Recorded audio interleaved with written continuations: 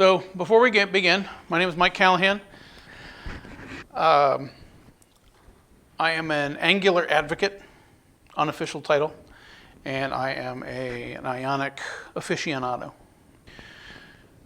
I already discussed the URLs. I'll go over it again. The first one is the completed demo app that we will hopefully be building today.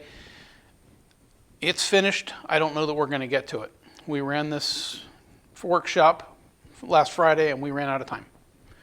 We didn't have as much time then as we did today, but I still feel that we probably wouldn't have gotten through everything that I would like to. So I'm going to provide you with everything at the end. I will also at some point provide you with this deck so that you'll have the information even if we don't get to everything. The second one is a gist that I recommend you have open throughout at least the morning. There's a lot of commands that I'll be asking you to type. You're welcome to type them, but you're also welcome just to copy and paste them out of the gist. And every slide that has those instructions will have the URL to the gist on the slide too. Prerequisites to this, I think we've already discussed it. Everyone has a little bit of a general programming background. You know what an HTML button is. You've worked with JavaScript at least a little bit, yes? I use Visual Studio Code. Not necessary, but a lot of things that I will be showing in here might be VS Code specific.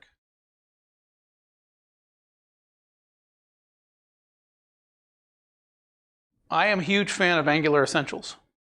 If you do not have that on VS Code, I highly recommend you open up your extensions and go ahead and install it. Good. Okay, we already discussed this. Do we need to know Angular? Ideally, a little bit of Angular will help, but you said you don't have any. Everyone okay going through a little bit of stacklets to a general introduction to Angular? Okay, so I'll try to do Angular stuff as we come to them, but there are some Angular isms, and yes, I made up that word. So one of the things that I like about Angular is it encourages a pure separation of concerns. Your HTML markup, your JavaScript or TypeScript, and your CSS are separated. They can talk to each other through very well-defined methods called binding expressions. And we also have Angular directives, the two most important of which are ng-for and ng-if, and I'll get to those shortly. To work through the example in this section,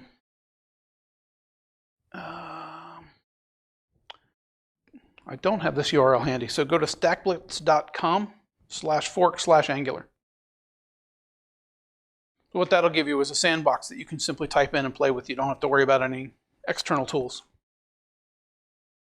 So what I want to talk about here is Angular's concept of separation of concerns. In Angular, the UI functionality is encapsulated in components. And a component can represent anything from a piece of text, a button, a form, or even an entire page. Components can contain other components, and they can communicate with each other through well-defined interfaces.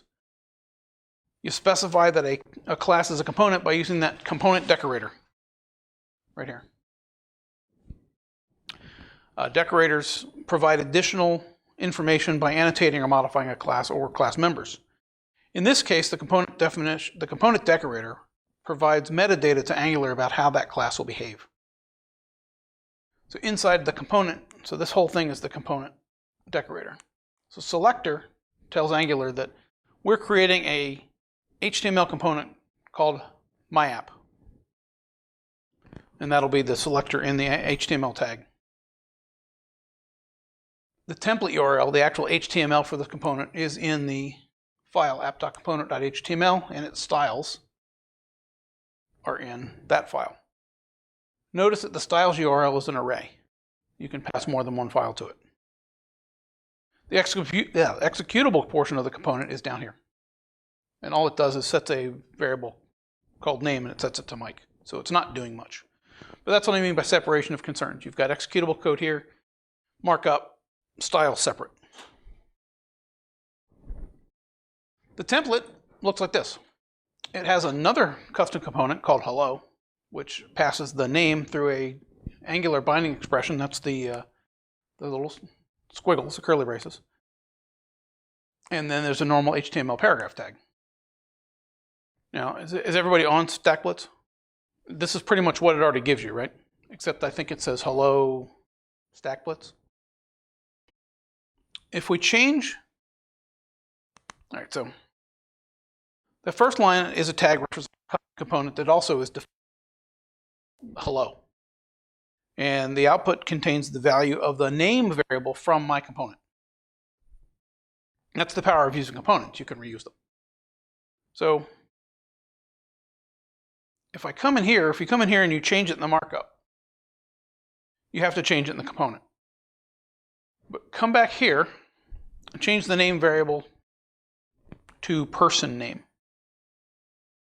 And then what happens in the output? It doesn't work anymore, right? So now if you go back to the HTML, change this word name to person name.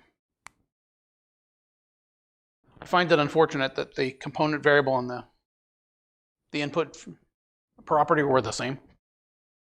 That's why, so if change person, say change hello name to hello person name to match the variable in the component, then it should render it correctly again. Yes? Okay, so now change the name in the class, change the value of name to something else, anything you want. And when you do, the rendered output should change accordingly. Okay, to see an example of component reuse, simply make a copy and paste of the hello line in your template. It should look something like that. And then in your output, you should see 3 hellos.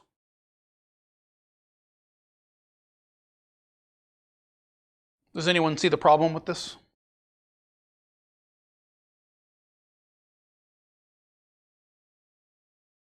In the second and third examples, we're hard coding the value in the markup. That'll work, but it's not really useful. So what we can do instead is back in the TypeScript file, we can create an array called people. So in your TypeScript file, just create a quick array, throw a couple of names in it. So change the person name variable to a people, an array of strings. Okay, to change that in the markup, we can remove the extra hello tags and make the single hello tag look like this. We simply need to change it to use the ng4 directive in Angular. So what Angular will do is when it sees that ng4, is it will create a hello component for every element of the people array. And as it loops through that array, it'll assign the current value of the array to a local variable called person. So that's that binding, that's that expression there, let person of people, is essentially a for loop over the array. Then we can simply bind attribute of the hello tag to the current value of person. And when you do that, you should see one hello tag rendered for every person in your array. There's an alternative syntax that I want to show, and I think it's just a little bit easier. So compare this hello tag to the last one. Notice that the name has those curly braces in it around the word person. There's an alternative syntax that I think is, personally, I find just a little bit more easy to read. So instead of using the curly braces around the person variable, we put square brackets around the attribute name.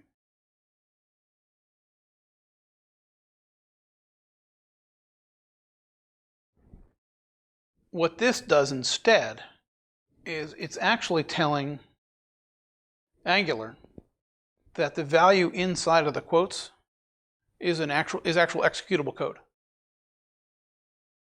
And at runtime, apply it to the HTML attribute name. So if you change your code to look like this, it should render exactly the same. There's a subtle difference that I'll point out later, but it's not critical now. I find this one a little easier to type. The other type of binding that we want to be able to do is event binding. Any HTML event, any at all, can become a trigger to execute a function inside your component's TypeScript code. And you do that by surrounding the HTML event, in this case, click, So we're looking at the bottom line here. With a function to call on your component when the event happens. So in this case, let's create a button, and its click handler will call the function toggle on the TypeScript component. If you have the Angular extensions installed, I believe you'll get an error, right? The red squiggle under the word toggle, because we haven't written a toggle function yet. It's back in your component. Add these lines. Add is toggled equals false at the top of the component class, just before the constructor. And then the toggle function should come after the constructor. And all that function does, obviously, is negate the value of the isToggled variable. Now, when you click that button, it's going to change the isToggled value from false to true to false, etc. Okay. So toggling that variable isn't going to do much because we don't have it. We don't have it referencing anything inside the in the template. So what we can do is we can use an ngIf, which is an Angular directive that will selectively render or not render a block of code. So right after the button on your HTML, add a paragraph tag with the ngIf expression set to the value of isToggled. What this will do is it will selectively render or not render that paragraph tag as you click the toggle button. The asterisk, by the way, on both ng4 and ngIf are significant. They indicate to Angular that these directives actually manipulate the layout of the page, the DOM.